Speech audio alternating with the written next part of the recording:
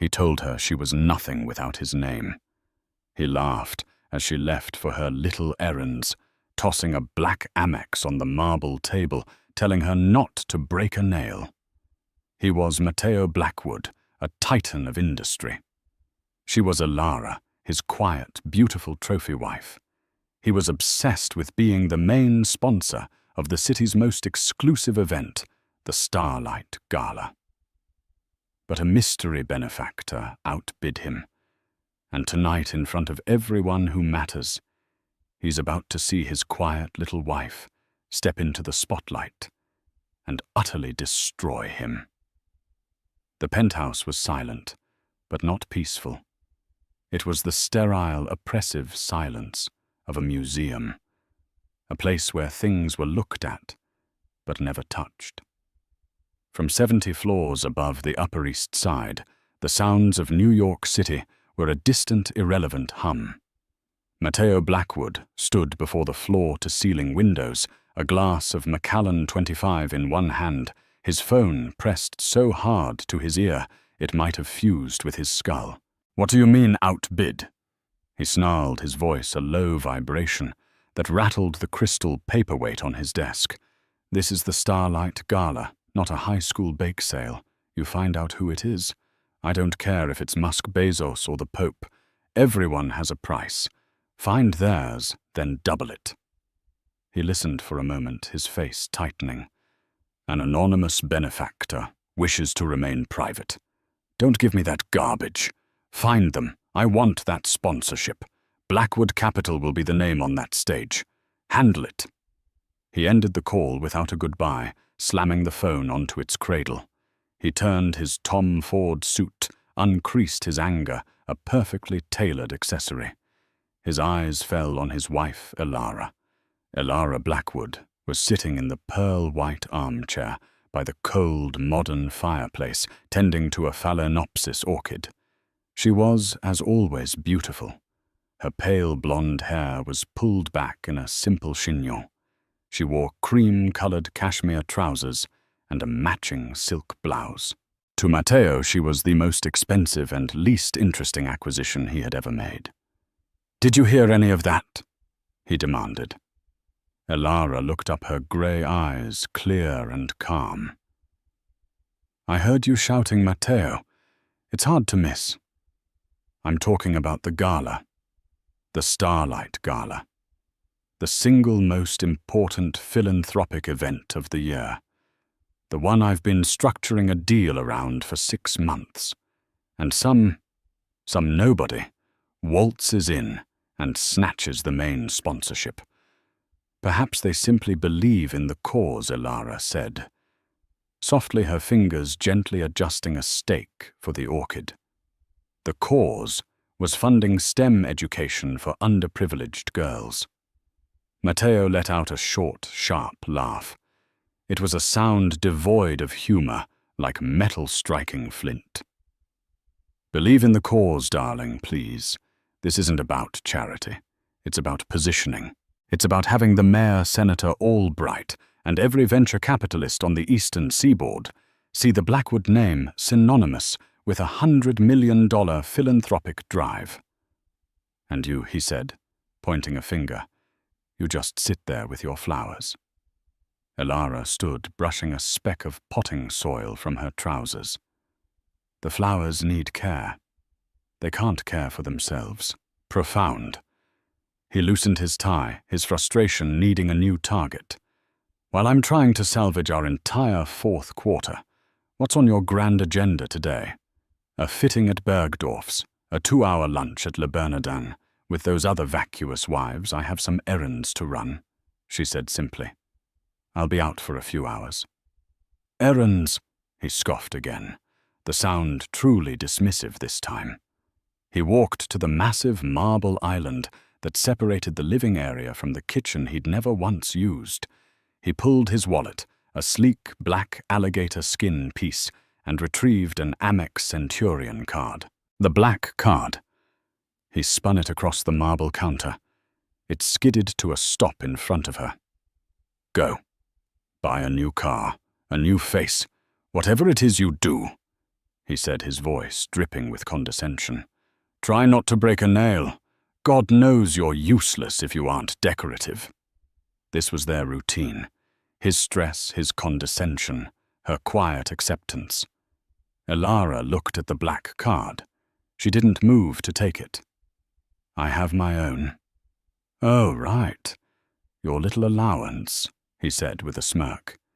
He thought of the generous 5-figure allowance he wired to her account monthly, the one she supposedly used for her clothes and her little charity lunches. He imagined it was all spent before the first of the month. Something like that. She agreed. She walked past him, grabbing her simple, unbranded leather tote from the hall closet. "Elara, wait." She paused, her hand on the door. "Tonight, the pre-gala reception at the Astor Linns. Don't be late. And for God's sake, wear the diamonds I bought you in Geneva. The yellow ones. I need to at least look like I have a wife who appreciates what she has." "I'll be there, Matteo," she said. Her hand, perfectly manicured, without his help, closed around the doorknob. "And Elara," he called out, already turning back to the window, his mind on his next call. "Yes. Try to look engaged. Try to look like you understand the world you live in. It reflects on me." The door closed with a soft, expensive click. Matteo Blackwood sighed, picked up his Macallan, and looked out over his city. He was the king, and she was just a pawn. He didn't even register the flash of icy-cold resolve in her eyes before she'd turned away. He didn't see it, because he had never, not once in their 5 years of marriage, truly looked at her. He saw a reflection. He saw a dependent. He saw, as he'd told his rival Marcus Thorne over golf, a beautiful, simple, well-bred girl from a good family that had lost its money. The perfect wife. No opinions, no ambition, just looks and breeding. He laughed at her. He laughed at her errands. He had no idea that Elara Blackwood had just walked out of her gilded cage and was now heading into her empire. Elara did not hail the doorman for the house Bentley. She walked 2 blocks east toward Lexington Avenue, melting into the mid-morning foot traffic of assistants grabbing coffee and tourists looking lost. She hailed a yellow cab, an anonymous, unremarkable act. "Where to?" Lady the driver asked, not even looking back. "Corner of Spring and Varick." "Soho," she replied. The penthouse on the Upper East Side was her prison. The city was her freedom. As the cab lurched into the flow of traffic, Elara's entire demeanor shifted. The soft, placid mask of Mrs. Blackwood dissolved. Her posture straightened. She pulled a slim, encrypted Stark Industries model smartphone from her tote, one Matteo had never seen, and began to type. Her fingers flew across the screen. "Julian. Traffic? ETA 10 minutes. Push the Tenhoto AM with the Tokyo Consortium to 10:15. I want the final Q3 reports on my desk before I walk in, and I want a triple shot cappuccino. Black. Waiting for you. Ms. Vance." The reply came instantly. 40 minutes later, the cab pulled up to an old 8-story brick building. It was classic Soho architecture, unassuming with a cast-iron facade painted a discreet charcoal grey. The ground floor was an obscure art gallery. There was no gleaming sign, no corporate logo. The only indication of its occupant was a small, sand-blasted brass plate next to a steel door, VA Holdings. Elara swiped a keycard. The steel door buzzed open, revealing not a lobby, but a high-speed private elevator. She stepped in, placed her thumb on a biometric scanner, and the elevator began its silent ascent. The doors opened onto a space that was the complete antithesis of her penthouse. It was a sprawling, open-plan office, buzzing with quiet, focused energy. Exposed brick, reclaimed timber beams, and cutting-edge technology coexisted. Dozens of analysts and developers sat at vast, curved monitors, their faces illuminated by streams of code and market data. This was the headquarters of Vance Ethel. Good morning, Miss Vance. Morning, Sarah. Morning, Ben. Not Miss Blackwood. Here she was, Miss Vance. A tall man in a sharp, dark blue suit, his hair a distinguished silver at the temples, met her at the elevator with a tablet and a steaming paper cup. This was Julian Hayes, her COO, her mentor, and the only person on Earth who knew her full story. Julian. Thank you, she said, taking the coffee. Report. Good, he said, falling into step as they walked toward her glass-walled office. The Tokyo deal is solid. They're just nervous about the regulatory hurdles in Germany. Your 10:15 call will smooth them over. The Q3s are on your desk. We beat projections by 9%. 9, I expected 12, she said, not unkindly. The TerraTech acquisition is slowing us down. It's a cash-heavy play. Which brings me to the next point, Matteo Blackwood. Elara stopped her hand on her office door. What about him? Blackwood Capital has been sniffing around TerraTech for the last 48 hours. Aggressively. They're trying to structure a leveraged buyout.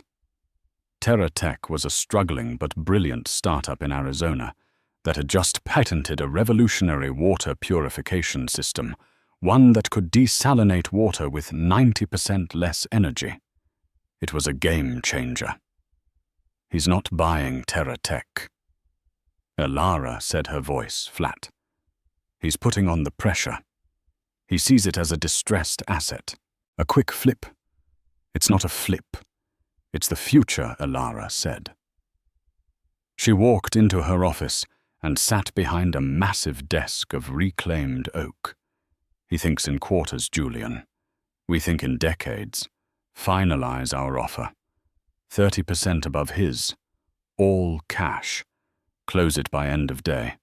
I want the press release ready for tomorrow night. Tomorrow night, Elara, the Starlight Gala is tomorrow night. I know, she said, a small, cold smile touching her lips. And so is the big announcement. Julian paused, a rare look of concern on his face. He was in his late 50s, a former investment banker who had worked with Elara's father. Are you sure about this? The timing. The gala. You've kept Vance Ethel and Elara Blackwood separate for 5 years. Once this bell is rung, you can't unring it. He will know everything. Elara spun in her chair to look out the window. Her view wasn't of Central Park. It was of the rooftops of Soho, of industry of creation. He called me decorative Julian. He laughed at my errands. He thinks the woman he married is a simple-minded doll who exists to wear his diamonds and host his dinners. Her story was one of careful, deliberate construction. Her father, Dr. Aris Vance, was a brilliant, eccentric engineer.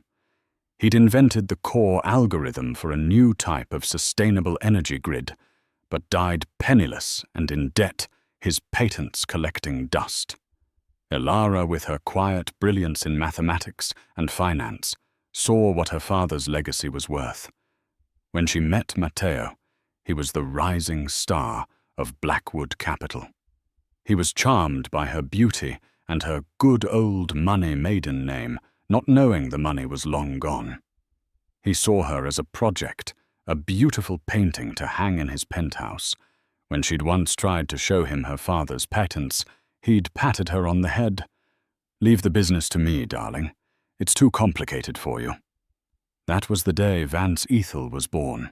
She'd used the last of her father's seed money, found private funding from investors in Zurich and Singapore, who didn't know Matteo Blackwood, and built her company in secret.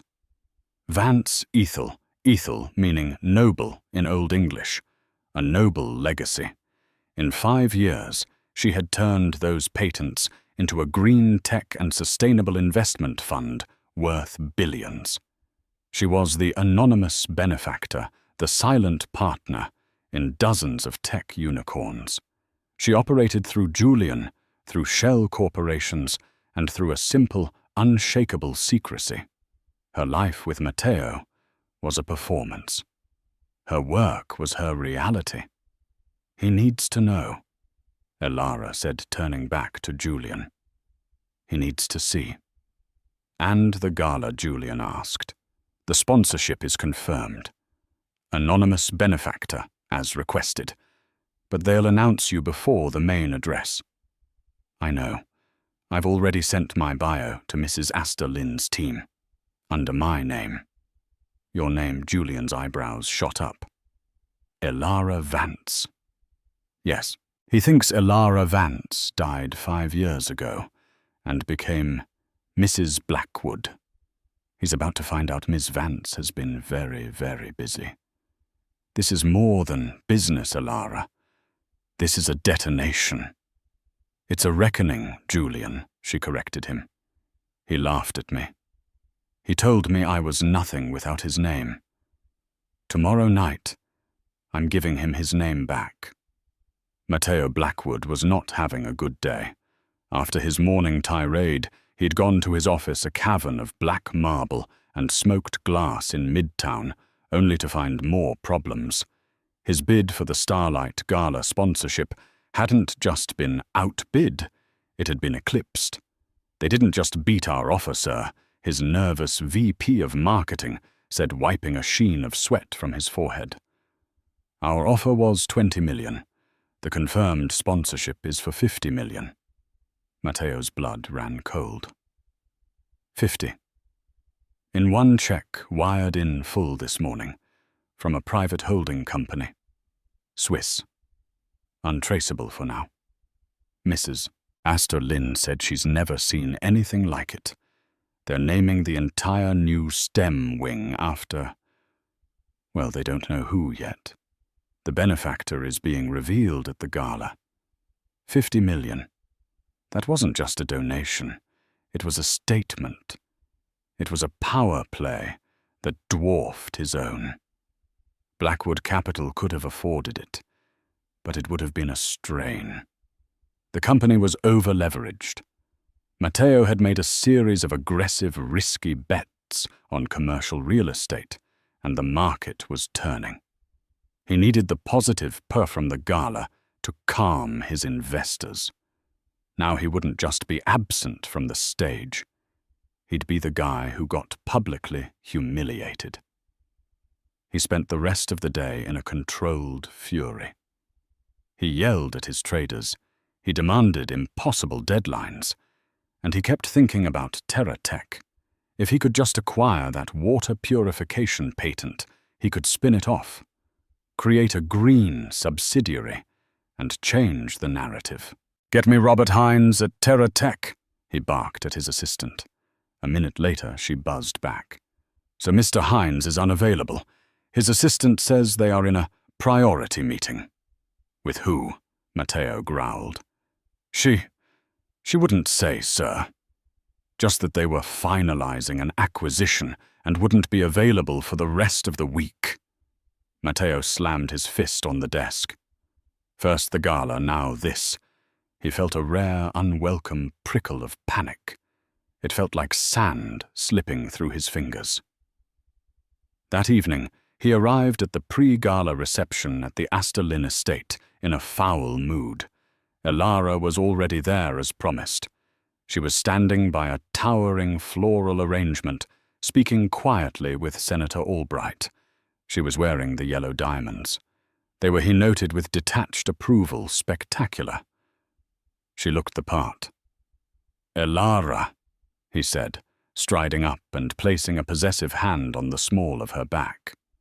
"Senator, good to see you." "Matteo," the senator smiled. "I was just congratulating your wife. Her passion for the Starlight Foundation's work is truly inspiring." Matteo laughed. "Oh, Elara. She loves her charities, keeps her busy." Elara's smile didn't waver, but her eyes when she met Matteo's were like chips of ice. "Matteo, you remember Mrs. Astor Lynn?" The older woman, the queen bee of New York philanthropy, drifted over.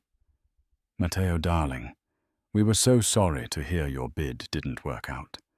But we're just thrilled with our new sponsor. Absolutely thrilled." "Yes, 50 million. Quite a statement," Matteo said, forcing a smile. "Any word on who it is? I'm dying to congratulate them." "Oh, it's a her," Mrs. Astor Lynn whispered, leaning in conspiratorially. "That's all I can tell you. A her. And she is, well, she's a force of nature. Utterly brilliant, and so private. This is her first major public appearance. We're seating you at her table tomorrow night, right next to her. You'll be the first to meet her." A her. Matteo's mind instantly cycled through the short list of female titans. Serafina Rodriguez of Apollo Global, Maria Smith of Smith Industries. He relaxed. This was good. He could network. He could turn this to his advantage. It was probably Serafina. He'd heard she was making a move into green tech. He glanced at Elara.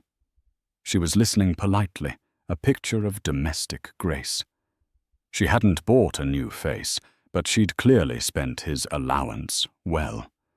He felt a swell of pride, not in her, but in his ability to own her. He leaned down and whispered in her ear, "See, this is how it's done. Even when we lose, we get a seat at the head table. You just stand there, smile, and let me do the talking tomorrow night. Maybe I can spin this disaster into a partnership with this new mystery woman." Elara looked up at him. Her expression was placid, but there was a depth to her gaze he'd never seen before. "I'm sure you'll be fascinating, Matteo," she said. Later that night, back at the penthouse, the facade cracked. Matteo agitated by the gossip, and the pressure poured another Macallan. Elara was in the library reading. He hated when she read. It felt accusatory.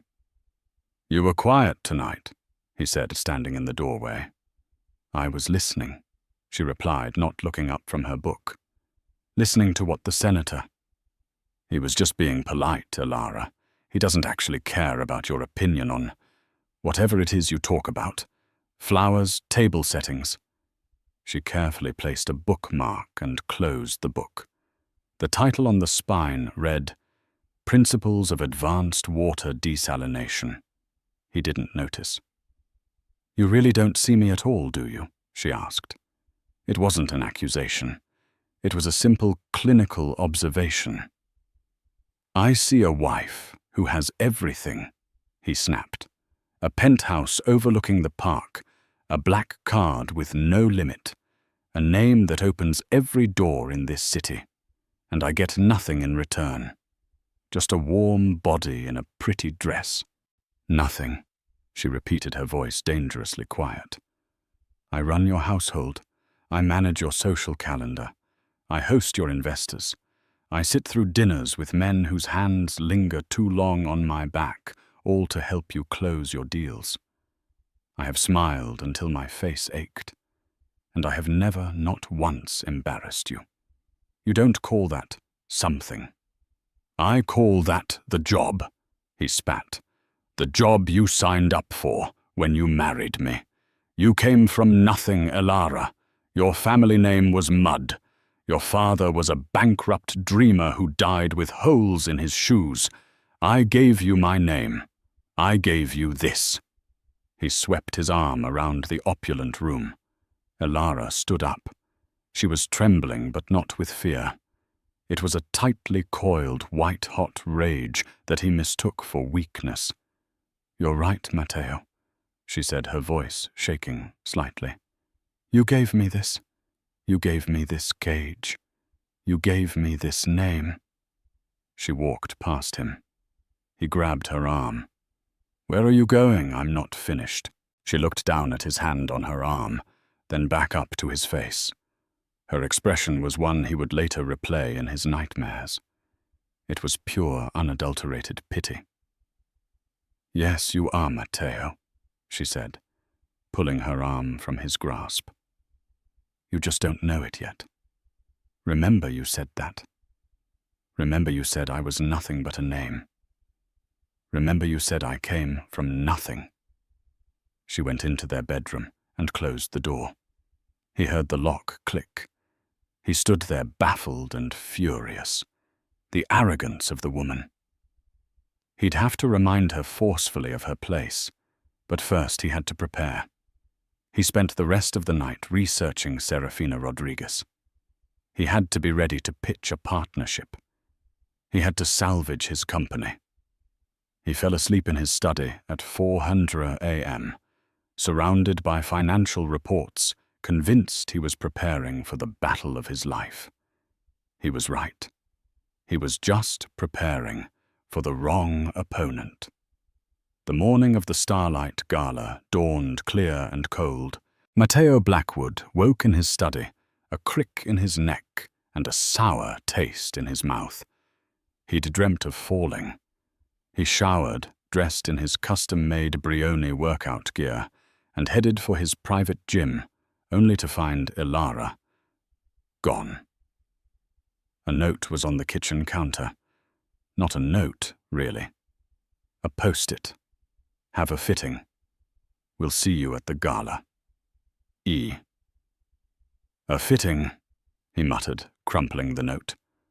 "Of course." On the most important day of his quarter, she was off playing dress-up. He felt a flash of irritation at her coldness from the night before, but it was quickly subsumed by his own anxieties. Today was all about TerraTech. He arrived at his office by 7:00 a.m. "Get Hines at TerraTech on the phone. Now. I don't care if he's in a meeting. Tell his assistant I'm prepared to make an all-cash offer 20% over market value. Tell him Blackwood Capital is ready to move. Today." His assistant, pale and nervous, already had the information. "Sir, I'm afraid it's too late. It just hit the wires. TerraTech was acquired." Matteo froze. Acquired by who? Serafina. That rival firm in Chicago. "We don't know, sir. It was a private holding company, VA Holdings. The deal was finalized late last night. All cash, 35% over market value. They completely blindsided us, sir." VA Holdings. Matteo racked his brain. "I've never heard of them. Get me a full workup. Find out who they are. Who's on their board? Who's their CEO? I want a name, and I want it now." This was a catastrophe. TerraTech was his lifeline. It was his pivot. Without it, his portfolio looked dangerously unbalanced. His investors would be spooked. The panic he'd felt earlier returned this time as a cold dread. He was losing control. Across town, Elara Vance was not at a fitting. She was in the boardroom of Vance Ethel, signing the final document that concluded the $4.8 billion acquisition of TerraTech. "It's done," Julian Hayes said, taking the pen from her. "Congratulations, Ms. Vance. You just cornered the market on sustainable water technology." Elara leaned back, allowing herself a small, satisfied smile. "My father's dream," she said quietly. "He always said you could save the world with clean water. Now we can." "The press release is queued," Julian said. "As requested, it will go live at 8:00 p.m. tonight, right as the speeches at the gala begin." "Good," Elara said. I've also instructed Mrs. Astor Lynn's team. My speech will follow the announcement of the Terra Tech Initiative. You're announcing the acquisition at the Gala. Julian looked stunned. That's aggressive. You're not just revealing yourself, you're throwing down a gauntlet. Blackwood Capital isn't the only shark in the water, Julian. It's time the others learned my name. She stood and smoothed her blouse. Now I actually do have a fitting. Her fitting was not at Bergdorf's.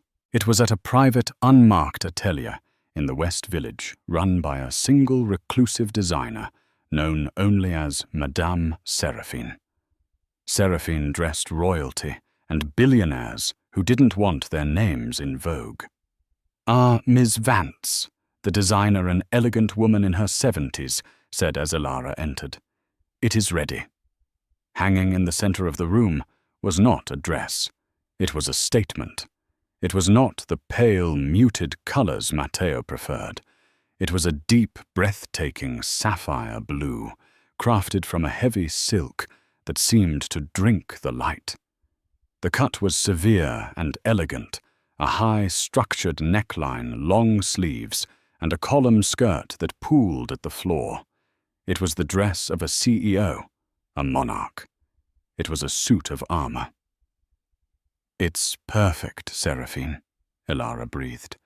You are not attending as a wife? Madame Seraphine observed, her eye sharp. You are attending as a warrior. Today they are one and the same, Elara replied. Matteo spent the day in a black fog. His research team had hit a brick wall. VA Holdings was a ghost. It was a labyrinth of international shells registered in Switzerland, managed out of Delaware with its primary funds in a Singapore trust. It was impenetrable. There must be a name, he roared. The only name we can find is the signatory on the SEC filings, sir. A man named Julian Hayes. He's a lawyer. Seems to be the COO. But the UBO, the ultimate beneficial owner, is sealed in a blind trust. Matteo was stumped. He was furious. He was for the first time in his professional life completely outmaneuvered. He went home at 6 to change. The penthouse was silent. Elara's dress bag was hanging on the closet door. It was from Chanel, or so he thought. Elara had been clever. She'd had her assistant pick up a decoy dress from Chanel, one she would wear to the gala, only to change at the last minute. The real dress from Madame Seraphine was already waiting for her in a private suite at the Metropolitan Museum of Art, where the gala was being held. Matteo looked at the Chanel bag. I hope you got something decent, he muttered to the empty room. After last night, you owe me. He put on his bespoke Tom Ford tuxedo. He fastened his Patek Philippe watch. He looked in the mirror. He was Matteo Blackwood. He was a king. He'd been wrong-footed, yes, but tonight he would sit next to the new power player in New York, the mystery woman. He would charm her. He would find out what she wanted. He would forge an alliance. He could still turn this. He was so focused on the new unknown woman, he never once thought about the woman he already knew. Approx 1,300 words. The Temple of Dendur at the Metropolitan Museum of Art was transformed. Bathed in ethereal blue and gold light, the ancient sandstone temple served as a backdrop for the most powerful people in the world. Waiters in white tuxedos moved silently with trays of vintage Dom Perignon. The quiet buzz of conversation was a symphony of mergers, politics, and art. The Blackwoods' Rolls-Royce Phantom purred to a stop at the base of the museum's grand staircase. Paparazzi flashes erupted. Matteo Blackwood! Mr. Blackwood! Matteo stepped out, radiating confidence. He adjusted his bow tie and turned to help his wife. Elara emerged, and he gave her a quick, appraising glance. She was wearing the Chanel dress, a perfectly acceptable, elegant, but ultimately safe black sequined number. She looked beautiful and forgettable, his perfect accessory. "Good," he whispered, taking her arm. "You look fine." "Thank you, Matteo," she replied, her voice smooth. They ascended the steps, Matteo nodding to his peers, Elara smiling demurely. Inside the great hall, the air was warm and thick with the scent of lilies. Mrs. Astor Lynn, draped in emeralds, rushed toward them. "Matteo, Elara." "You're here, Mrs. Astor Lynn," Matteo said, kissing her cheek. "A stunning event, as always." "Just wait," she beamed. "Now, Elara, darling, I need to steal you for a moment. We have the private donors' reception in the Sackler wing. Mr. Blackwood," she said, turning to Matteo. "Your table is right at the front, table 1. You're right next to the podium. You'll have the best seat in the house." Matteo felt a thrill. "Excellent. And our sponsor. She'll be there." "Oh, yes," Mrs. Astor Lynn said, her eyes twinkling. "She's preparing. Now, Elara, come with me." Matteo watched Elara walk away, with the event host a pang of annoyance hitting him. "Probably to review the silent auction items," he muttered. He smoothed his tuxedo and made his way into the Temple of Dendur. His table was as promised, front and center. He saw the place cards: Mayor Johnson, Senator Albright, Serafina Rodriguez, and right next to his own, a blank card that simply read, "Our honored guest." "Matteo!" a voice boomed. Matteo turned to see his rival Marcus Thorne, a broad, boisterous man who ran a rival equity firm. "Marcus, good to see you," Matteo said, forcing a smile. "Is it—" Marcus laughed, clapping Matteo on the shoulder. "Heard you got kicked to the curb on the sponsorship and on Terra Tech, both in 24 hours. That's got a sting, Blackwood." "I pivot, Marcus. You know that. I'm already in talks with the new sponsor. We're at the same table." Matteo lied smoothly. "Oh, are you? Well, I'm eager to see who this mystery woman is. She's got this whole city in a spin." Marcus moved on, and Matteo sat his jaw tight. Meanwhile, Elara was not at a donor's reception. Mrs. Astor Lynn had personally escorted her to a private museum office that had been converted into a dressing room. Her team was there: Julian Hayes, a publicist, and her personal assistant. Hanging on the door was the sapphire blue dress from Madame Seraphine. "Are you ready, Miss Vance?" Julian asked, handing her a folder. Elara slipped out of the decoy Chanel dress. "The speech," she said, taking the folder. "It's just the bullet points you requested, and the final press release. It's scheduled to go live in 10 minutes. Elara nodded, slipping into the heavy silk. It felt cool against her skin. Her assistant helped with the zipper, and as it rose, Elara felt her transformation complete. She was no longer Mrs. Blackwood. She stood in front of the mirror. The dress was magnificent. It was the color of a deep ocean, the color of power. Her assistant undid her simple chignon, and her blonde hair fell to her shoulders. It was brushed back, sleek and severe. She put on her real jewelry, not Matteo's yellow diamonds. It was a modern architectural necklace of white gold and raw-cut diamonds, a piece she had commissioned herself from a designer in Antwerp. She looked formidable. "Good," she said, her voice a low, steady hum. "It's time." Back in the Gala, the lights began to dim. The chatter subsided. Matteo sat straighter, checking his Patek Philippe. 7:59 p.m. At that exact moment, in every newsroom and trading floor in the world, an alert pinged. Businesses wire, VA Holdings. A private green tech fund acquires Terra Tech in 4.8B. All cash deal. Initiative to be announced at Starlight Gala. Mateo's phone vibrated on the table. So did Serafina Rodriguez's. So did Marcus Thorne's. A collective murmur went through the room as dozens of high-profile guests read the alert. Mateo's eyes widened in horror. VA Holdings, the ghost, they were here. This was the sponsor. His head whipped around, scanning the room. Who was it? Who was VA Holdings? On stage, Mrs. Astor Lynn tapped the microphone. Good evening, ladies and gentlemen. Welcome.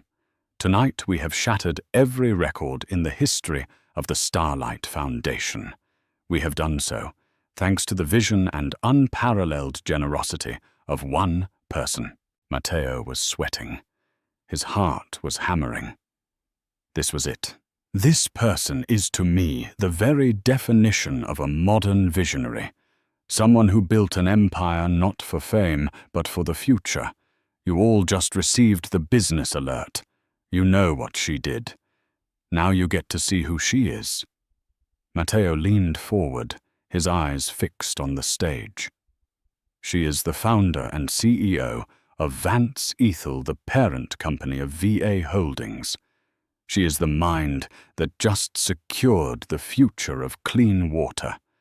It is my profound personal honor to introduce our main sponsor, our benefactor, and my dear friend, Ms. Elara Vance. The name hung in the air, suspended in the stunned, cavernous silence of the Temple of Denda. Elara. Vance. Mateo Blackwood's brain refused to process the syllables. It was a glitch, a misprint, a terrible echoing mistake. Vance. That was her maiden name. A name that meant nothing. A name synonymous with dusty libraries and forgotten patents. He turned to his left, where the honored guest chair sat empty. He turned to his right, to Serafina Rodriguez, who was staring at him with a look of utter electrifying confusion. What did she say? Mateo whispered, his mouth dry. She said, Elara Vance. Serafina whispered back, her eyes darting to the stage. A single brilliant white spotlight cut through the darkness, illuminating the stage-left entrance. And there she was. It was not the woman who had left his penthouse that morning. It was not the demure wife in the safe Chanel dress. This was a different being inwardly. The woman who walked onto the stage was a queen. The sapphire dress seemed to have been spun from the night sky itself, clinging to her form, with an authority that stunned the room.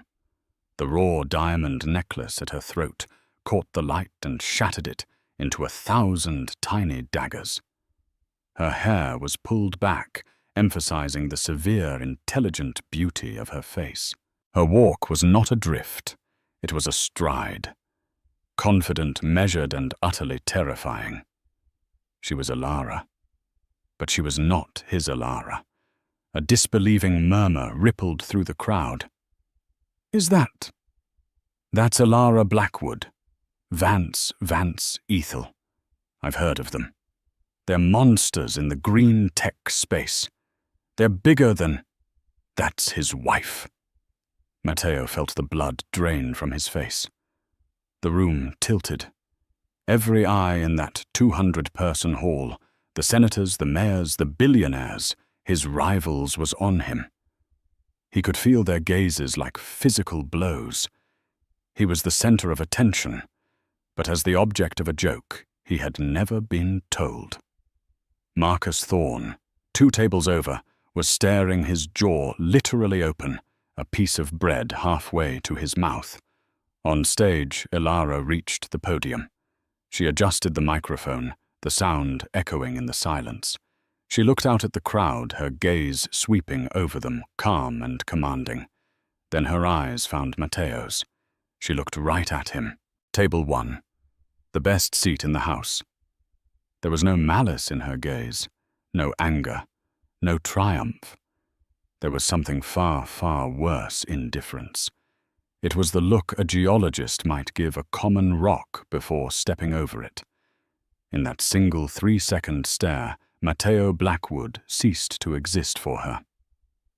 "Thank you, Mrs. Astor Lynn," Elara's voice rang out. It wasn't the soft, agreeable murmur he was used to. It was a clear, crisp, confident alto. A CEO's voice. A voice that closed billion-dollar deals. "My father, Dr. Aris Vance, was a brilliant man," she began. "He believed that true innovation wasn't about profit, it was about legacy. He dreamed of a world where technology served humanity, not the other way around. But he was a dreamer, not a businessman. He died with pennies in his pocket, and a mind full of dreams that the world told him were worthless." Matteo remembered his own words, sneered in the library. "Your father was a bankrupt dreamer who died with holes in his shoes." He felt a cold spike of nausea. "For the past 5 years," Elara continued, "I have worked to make those dreams a reality.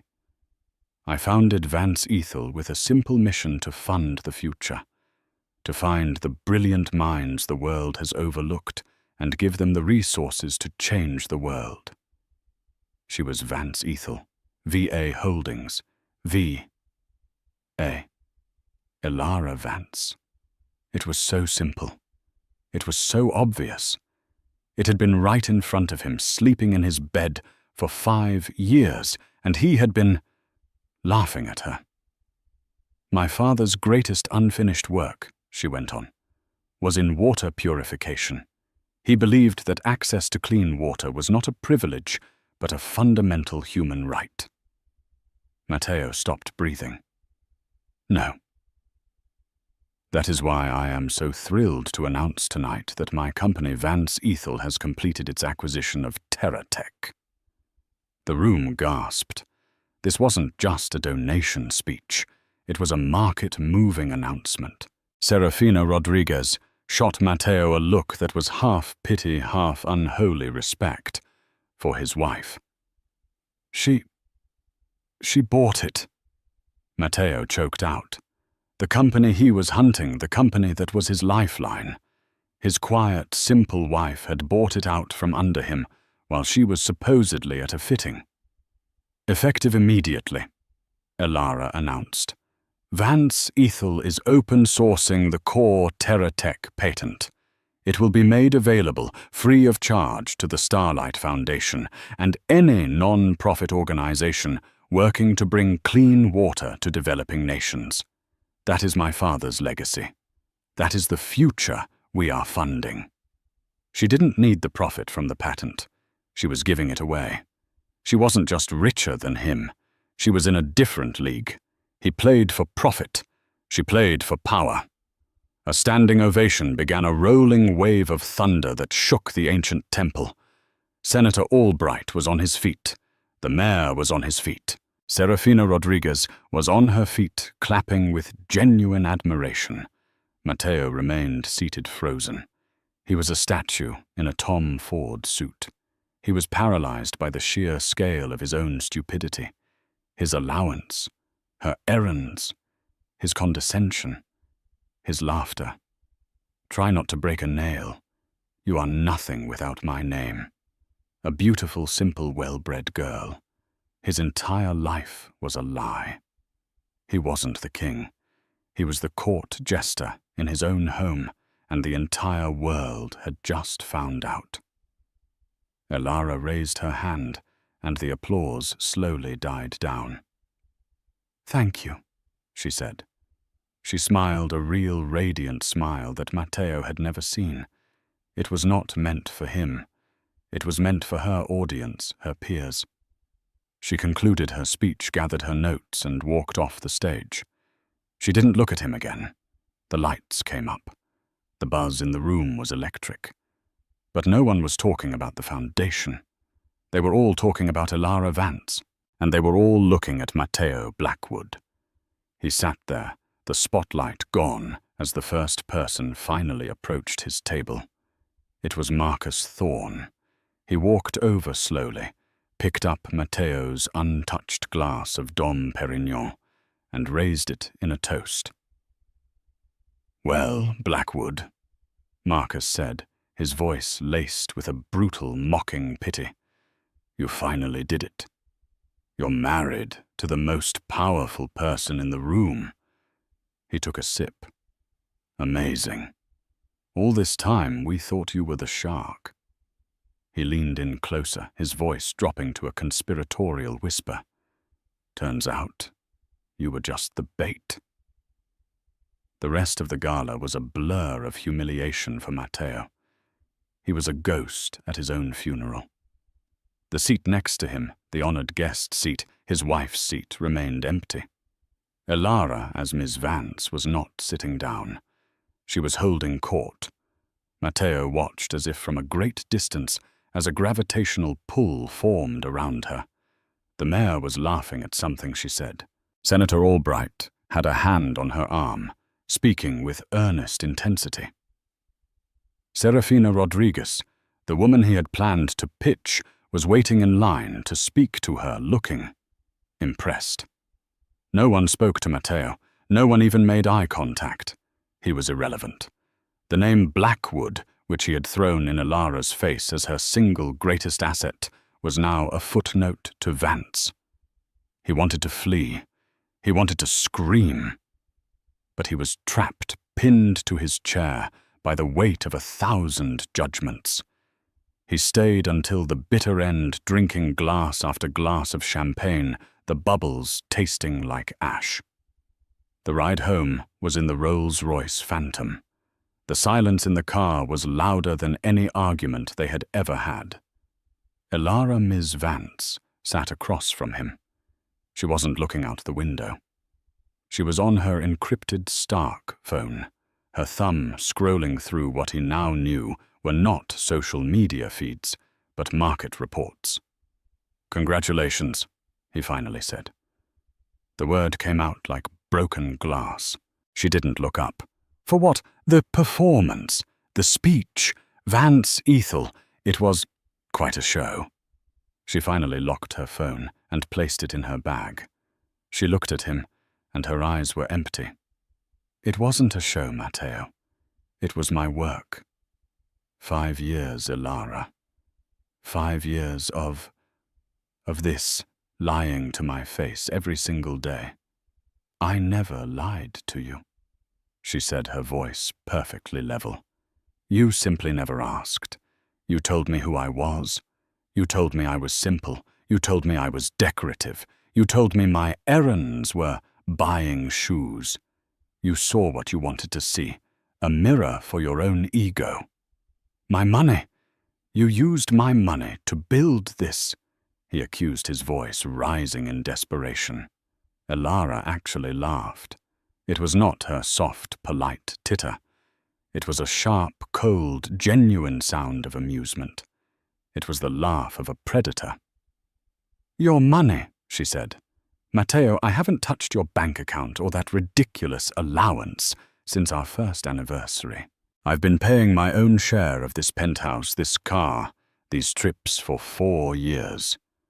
By routing the funds through a shell company that you thought was a tax write-off. Your accountants never even noticed." She leaned forward.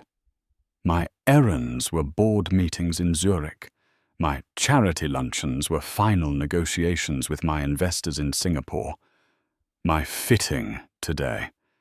It was signing the final acquisition papers for TerraTech, the company you were trying to buy." The elevator to the penthouse chimed. The doors opened. He was home, but it was no longer his. He stalked into the living room, grabbing the decanter of Macallan. He needed a drink. He needed to think. "So what now?" he demanded, pouring a glass. "You move your office in here. You expect me to just, what, be Mr. Vance?" "No," she said. She wasn't following him.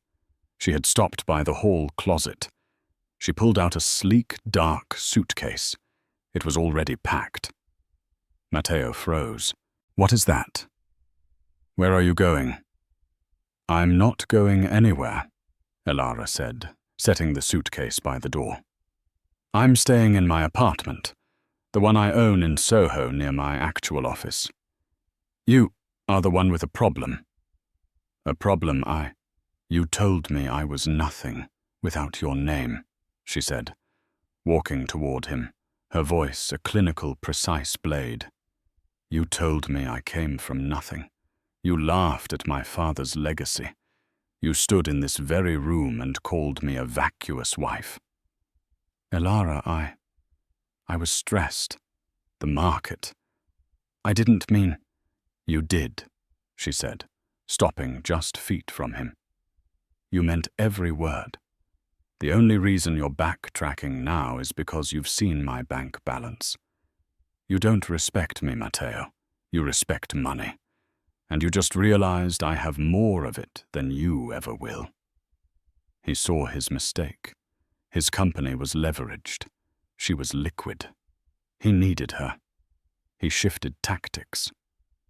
"Elara, darling, be reasonable," he said, trying for a conciliatory tone. "Think of what we could do together. Blackwood and Vance. We could be unstoppable. We could merge. We love each other." She looked at him. The pity was back, sharp and devastating. "Love, you don't love me. You loved the idea of me. You loved owning me. But the most valuable thing you owned just walked out of its cage." She walked to the door. "And as for merging," she paused, her hand on the handle, "you should probably call your CFO."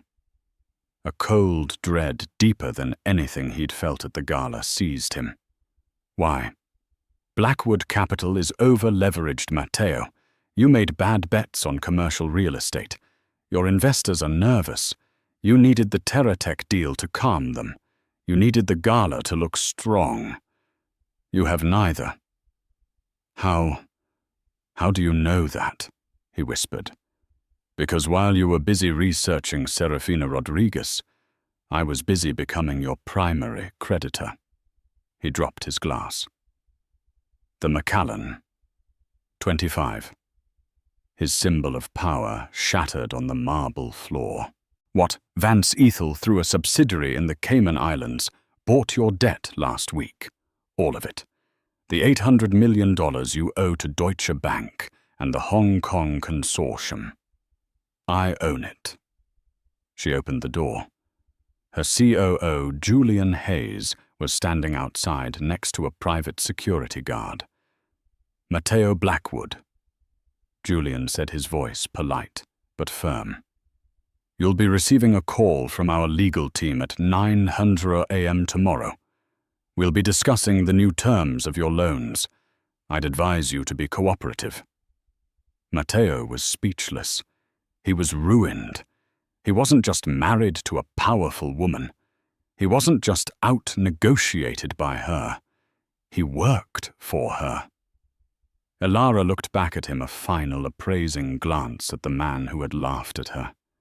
He was small, pathetic, drowning in a penthouse he could no longer afford. "The problem, Matteo," she said, her voice soft, "is that you always assumed you were the most important person in the room. You never stopped to wonder if you were." She turned and walked out. The door clicked shut, the sound of a vault ceiling. Matteo Blackwood was left alone in the silent penthouse, his empire in ashes destroyed by the one person he never even saw. And just like that, the gilded Saturn was empty and the king was left with nothing but his own echo. Elara Vance didn't just build her own table. She bought the entire building. This story is a powerful reminder that you should never, ever underestimate the person sitting quietly next to you. The ones who move in silence are often the ones making the most powerful moves. What did you think of Matteo's reaction? Was Elara's revenge too harsh, or was it perfectly served? Let me know your thoughts in the comments below. I read every single one. If you loved this story and want more tales of dramatic twists and just desserts, please give this video a like, share it with someone who needs to hear it, and most importantly, hit that subscribe button and ring the bell so you never miss an update. Thank you for listening.